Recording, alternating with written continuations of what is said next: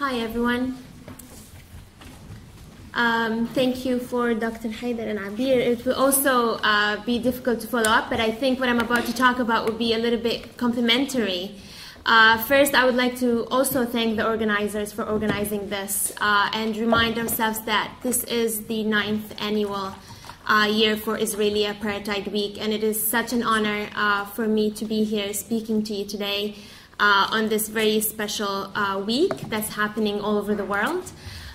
So I salute them, I salute the organizers, and hopefully next year we'll even have a larger IAW.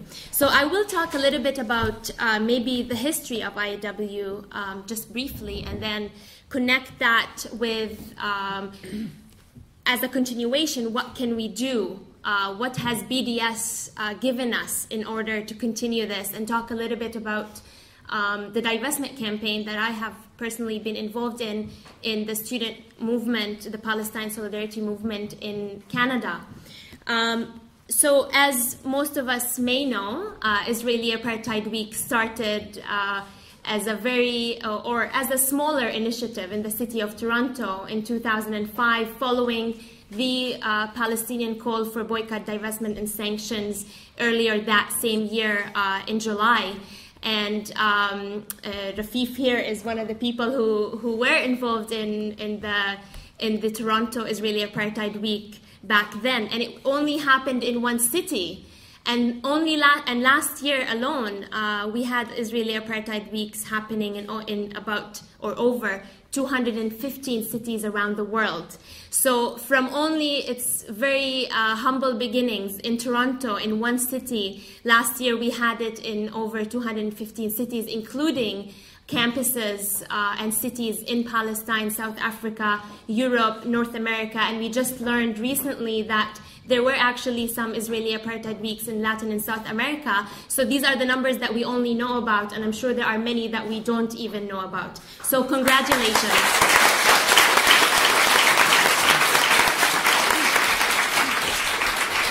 So very briefly and quickly, the aim of Israeli Apartheid Week, basically what it is, it's a series of lectures and panels and films and different creative events, cultural events that really teach us and let us know what Israeli apartheid is, why we call it an apartheid state, and how it is an apartheid state. And as we know now, it has become kind of normalized, especially after the latest Russell Tribunal and many research actually showing that Israel does practice apartheid policies. It's legalized, and that's why the term is referred Israel is referred to as an apartheid state. It's not just rhetoric. It's not just for any effect or for any emotional reasons, but actually it's embedded and it's found in the legal system of Israeli policies, and that's what makes us comfortably calling it an apartheid system. So basically, this is the first aim of Israeli Apartheid Week. But the most important one is actually building the boycott, divestment, and sanctions movement through actual strategic campaigns to do something for us in the international community. What BDS has given us, it is a tool. It's a toolbox, basically, that we can use very creatively in our local setting. So how can we use these tools that BDS has given us? There's so much flexibility within it, as long as we are aware of the main demands of the boycott, divestment, and sanction movement. And as long as we are aware of what the movement aims to do, then we can use these tools to implement actual campaigns in our local settings, on our campuses, in our churches, in our mosques, in our synagogues, in our unions, in our workplaces.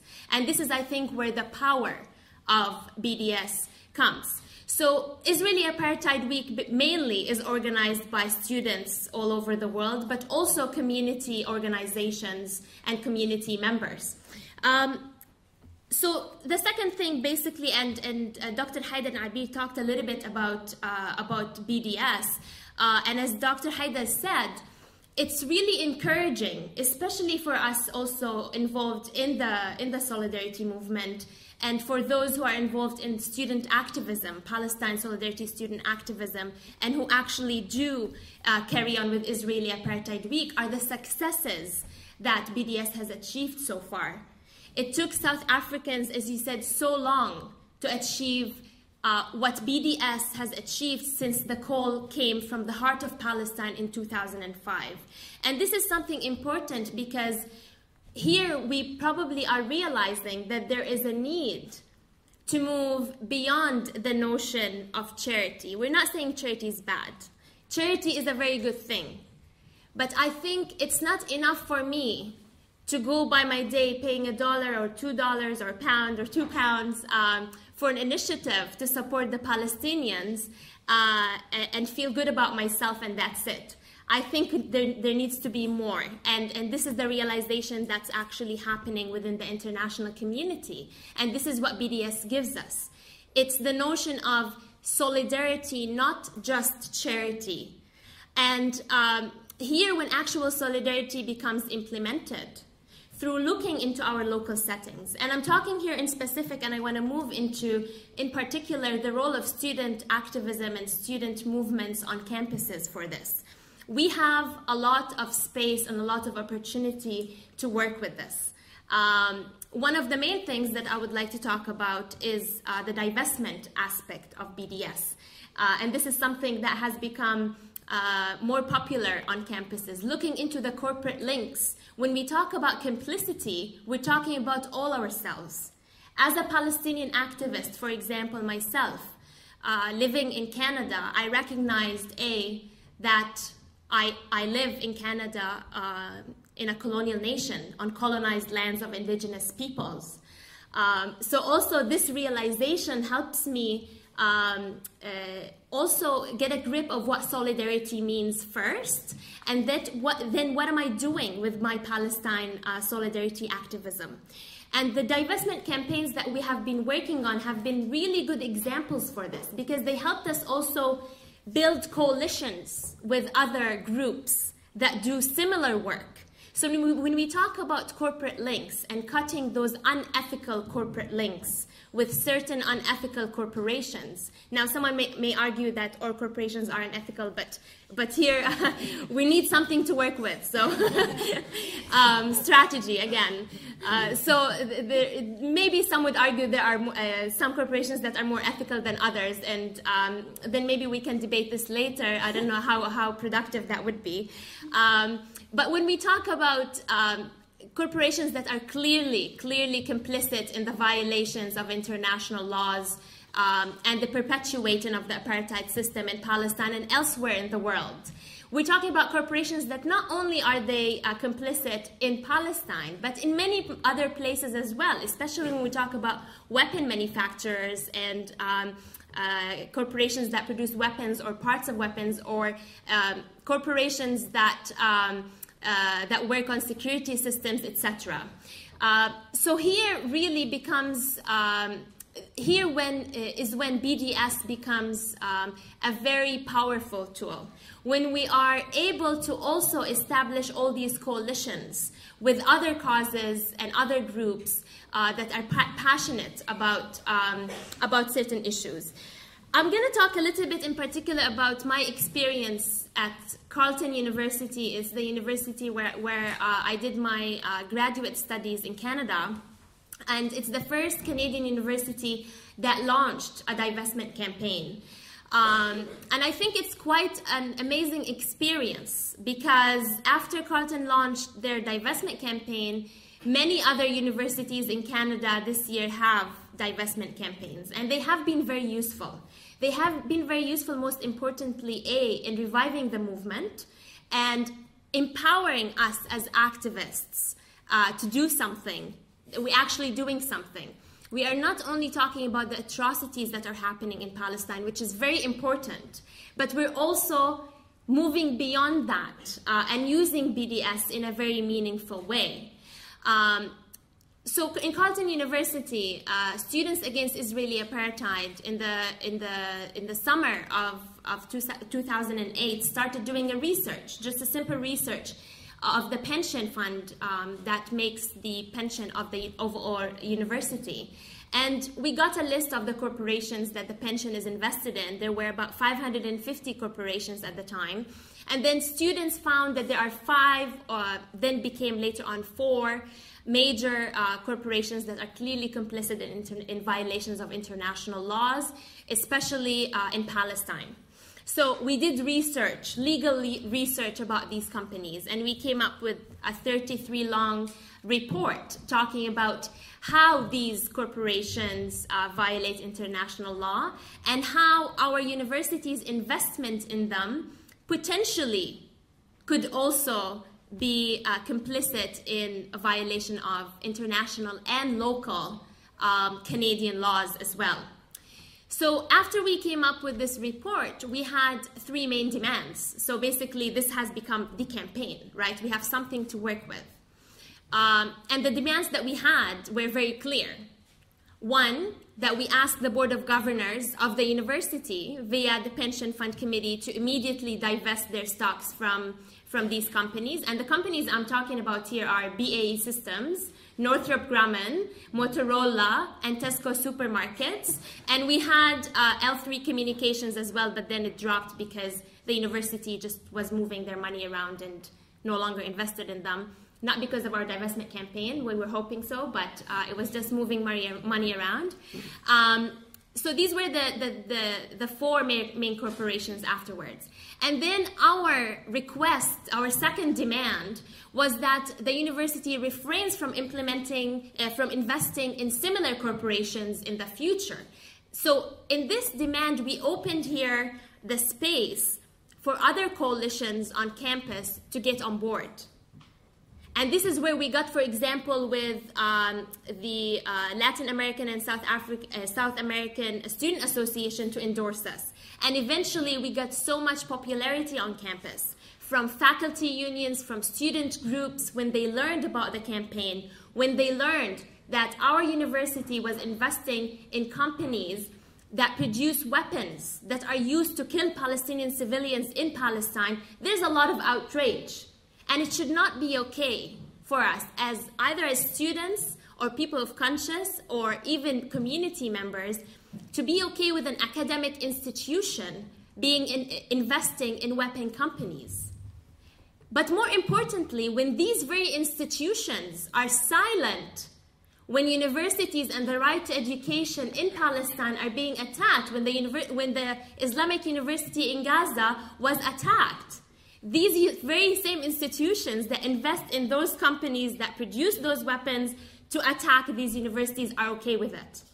And not only that, to go a little bit with Israeli Apartheid Week, I don't know if some of you know, in 2009, some Canadian campuses banned the Israeli Apartheid Week poster to be displayed on Canadian campuses.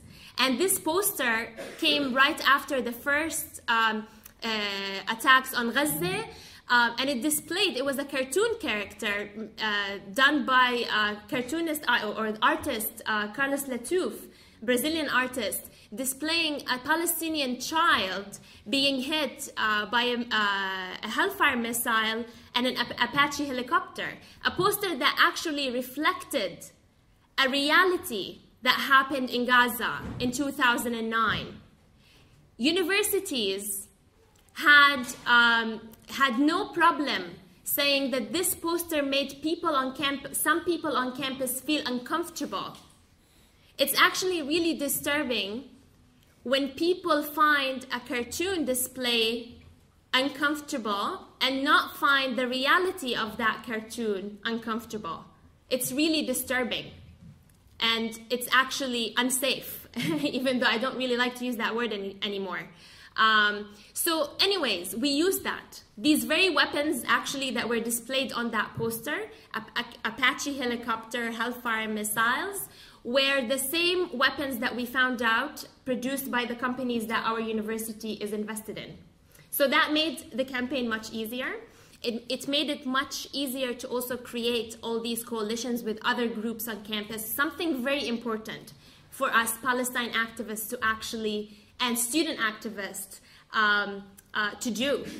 We need to be building these coalitions. We need to make our campaigns, divestment campaigns, relevant to other students on campus. These companies don't just produce weapons that are used in Palestine, but also all over the world. But it also gave us a really good way to open up the idea of divestment campaigns.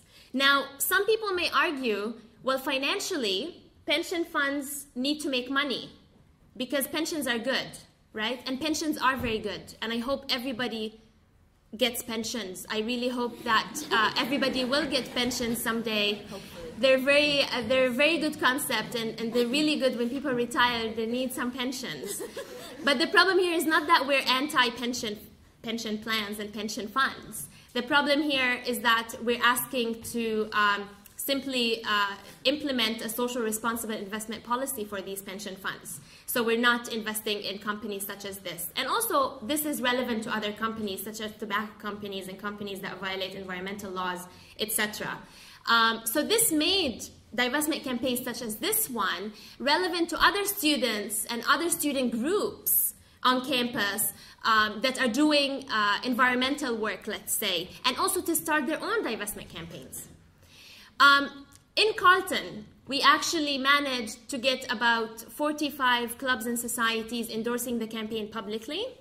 We had a petition signed by thousands of students. We had the support of the unions from faculty and staff for our campaign, but our problem was that the Board of Governors would not listen to us in the sense that they wouldn't even let us present to them.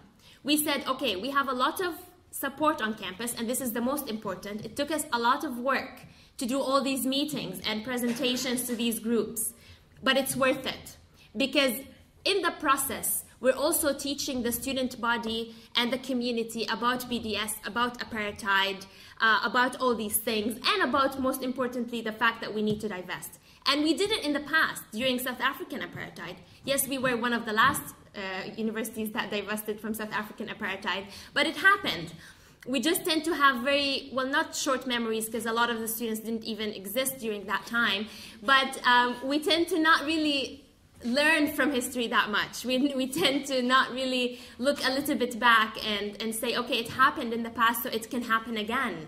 It can happen again, and we can't choose to stand on the right side of history because we are complicit. Even when we pay taxes, we are complicit. So this is what we do. Instead of paying the pound or two, instead of feeling guilty, which is something completely not productive, we can do something empowering. And students felt empowered. And they took ownership of this divestment campaign. It was now relevant, it was personal. Because my tuition money is going to invest in these corporate links, and it's not okay. So this is when you make it personal and when you make it successful, and it will succeed. So the other important part is that we got all these groups that endorsed us involved in the decision-making process for where we go next. So in this case, we had strategy meetings when the Board of Governors wouldn't even listen to us or let us present to them. We said, we have important findings here that we need to present to you about you.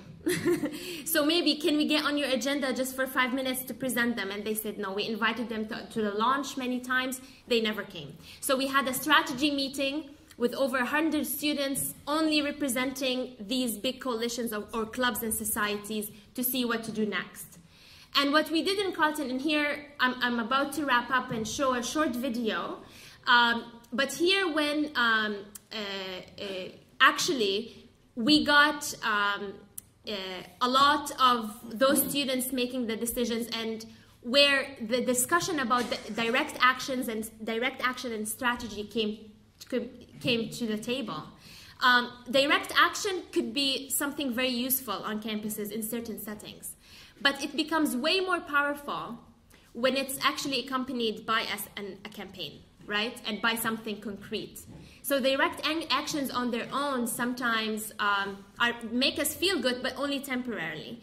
But it's much more powerful when they're accompanied with campaigns such as this one, which is a campaign that's very localized. It's very Carleton specific, But I'm sure some of these companies and the research that we have done also apply to schools here. And these corporations, I'm sure, are part of the institutions here. So we had a 8-hour-long meeting because we use consensus-based decision-making and we're non-hierarchical, and it's amazing. And everyone had ownership over the campaign, what we want to do, and collectively representatives from all these student groups and union and faculty and staff decided that we will shut down the Board of Governors meeting coming up because we're not allowed to present there, and we're going to take that as an opportunity to teach the community and the media and people who, of course, heard about it, why we're doing this. And in this way, we got a bigger venue and a larger venue to talk about the divestment campaign and talk about BDS, right? So the direct action wasn't just the direct action itself, but also how we're going to use that.